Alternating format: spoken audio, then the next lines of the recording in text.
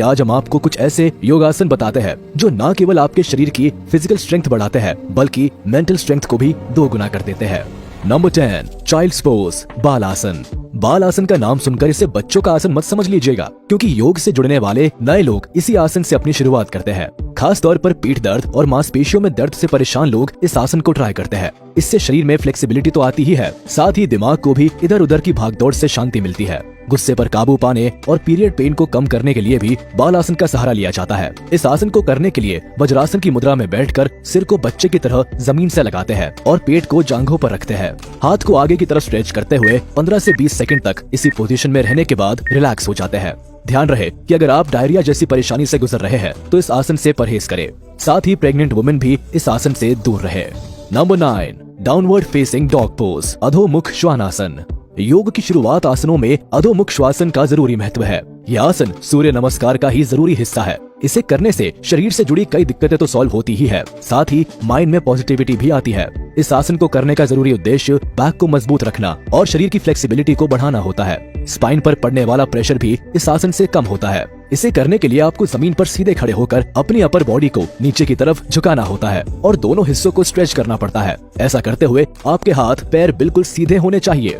अगर आपकी पीठ, कंधे और कमर में कोई गहरी चोट है तो इस आसन को करने से बचे और कार्पल टनल सिंड्रोम से जूझने वाले लोग भी इसे बिल्कुल ना करें। नंबर 8 चतुरंगा दंडासन लो प्लैंक। योग की शुरुआती आसनों में अधोमुख श्वानासन का जरूरी महत्व है। योगासन से जुड़ने वाले लोगों को शरीर के कई हिस्सों पर काम करने की जरूरत होती है और चतुरंगा दंडासन उन्हीं जरूरतों को पूरा करता है। अस्थमा से जूझने वाले लोगों के लिए भी यह आसन काफी कारगर है, क्योंकि धनुरासन लंग्स की ब्रीदिंग कैपेसिटी को भी बढ़ाने का काम करता है। खास बात है कि इस आसन के दौरान आपके शरीर का सारा वजन हाथ और पैरों की उंगलियों पर होता है। अपर आर्म और फोर आर्म के बीच कोहनी पर 90 डिग्री का एंगल बनता है और शरीर जमीन के पैरेलल होता है। अगर आप भी चतुरंगा दंडासन को अपने योगा रूटीन में उतारने वाले हैं तो इस बात का ख्याल रखें कि शरीर को होल्ड करते हुए आपका पोस्चर 10 से 30 सेकंड तक बरकरार रहे और रिलैक्स करते हुए सावधानी से अपनी पोजीशन पर वापस आए। इसके अलावा शरीर को उठाते हुए सांस अंदर की ओर ले। नंबर 7 बोट पोज नौकासन। अगर आप भी ऑफिस में एक ही पोजीशन में 8 घंटे गुजारते हैं तो नौकासन आपके लिए ही है। ये योगासन थाइस और लोअर बैक को मजबूत बनाने के साथ डाइजेशन को बेहतर बनाने का काम करता है।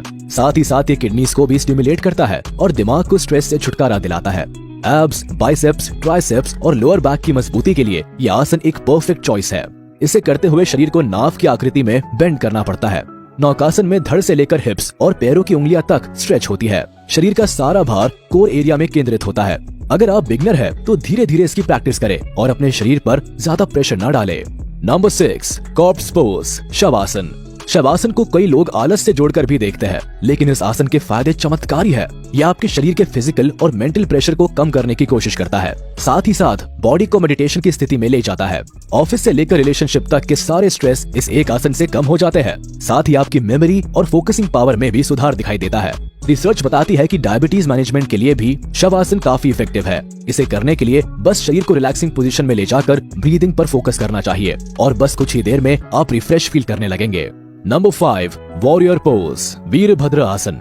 लोअर बॉडी के बैलेंस की बात आती है तो सबसे पहले जिक्र वीरभद्र आसन का ही आता है। यह आसन कोर की स्ट्रेंथनिंग के साथ मसल स्ट्रेचिंग के लिए भी काफी कारगर है। इसको करने से फेफड़े, पेट और शोल्डर्स की स्ट्रेचिंग होती है और कंधों को मजबूती मिलती है। साइकियाट्रिक नर्व पेन से राहत के लिए भी इस आसन का सहारा लिया जाता है। इसे करने के लिए बस अपना एक पैर पीछे की तरफ स्ट्रेच करें और दूसरे पैर को 90 डिग्री पर बेंड करते हुए आगे की तरफ रखें। फिर दोनों हाथों को मिलाते हुए ऊपर की तरफ स्ट्रेच करें और गर्दन को भी साथ में स्ट्रेच करें।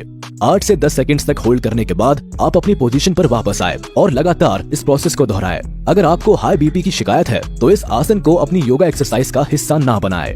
नंबर 4 वॉरियर 2 वीरभद्र आसन 2।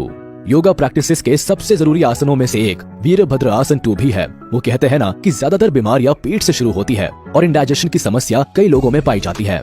आप ये समझ लीजिए कि इन सभी परेशानियों का इलाज वीरभद्र आसन 2 है। इनर थाइस और हिप्स को स्ट्रेच करने वाला यह आसन डाइजेशन और बैक एक के लिए काफी इफेक्टिव होता है। साथ ही बॉडी के कंसंट्रेशन और बैलेंस के लिए भी ये काफी बेनिफिशियल है। इस आसन को करने के लिए आप अपने एक पैर को 90 डिग्री पर रखते हुए घुटनों को बेंड करें और दूसरे पैर को 45 डिग्री की पोजीशन पर रखें। साथ ही दोनों के हाथों को फैलाते हुए 8 से 10 सेकंड्स तक इस पोजीशन पर कायम रहे और फिर दोबारा साइड चेंज करते हुए इसे जारी रखें। नंबर 3 कोबरा पोज भुजंग आसन। भुजंग आसन योग के कुछ सबसे खास और इफेक्टिव योगासनों में से एक है। अगर आपने इसमें मास्टर कर लिया तो आपके शरीर में होने वाले एनर्जी बूस्ट और ट्रांजिशन को आप खुद महसूस कर पाएंगे। भुजंग आसन खासतौर सूर्य नमस्कार का ही हिस्सा है। आप चाहे तो इसे सूर्य नमस्कार के साथ कर सकते हैं या फिर अलग से भी कर सकते हैं। यह आसन स्पेसिफिकली लोगों की बैक को सही रखने का काम करती है। इसके चलते लिवर और किडनी शानदार तरह से फंक्शन कर पाते हैं और डाइजेशन भी बेहतर रहता है।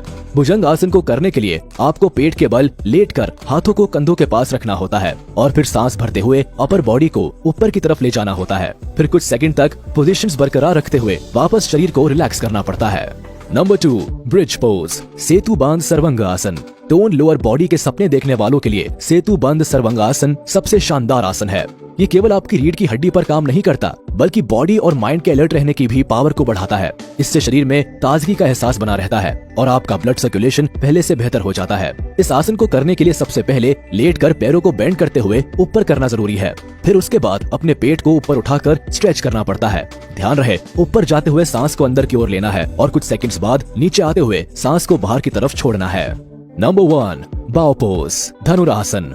बैक पेन और मसल्स पेन की शिकायत रखने वाले लोगों के लिए धनुरासन किसी रामबाण से कम नहीं है। ये उनकी रीढ़ की हड्डी को मजबूती देने के साथ शरीर को फ्लेक्सिबल बनाता है। ये बॉडी पोस्चर को सुधारता है और मसल्स को स्ट्रेच करता है। अस्थमा से जुड़ने वाले लोगों के लिए भी यह आसन काफी कारगर है क्योंकि धनुरासन लंग्स की ब्रीदिंग कैपेसिटी को भी बढ़ाने का काम करता है। इस आसन को करने के लिए आपको पेट के बल लेटकर शरीर को तीर की तरह मोड़ना होता है। यहाँ आपके हाथ पैरों को लिफ्ट करते हैं और अपर बॉडी ऊपर की तरफ लिफ्ट होती है। 15 से 20 सेकंड्स तक ये पोजीशन होल्ड करने के बाद सांस छोड़ते हुए आप रिलैक्स हो सकते हैं। योगा से नया नाता जोड़ने वालों के लिए ये एक मुश्किल आसन है जिसे आप कुछ दिन बाद या धीरे धीरे प्रैक्टिस में ला सकते हैं।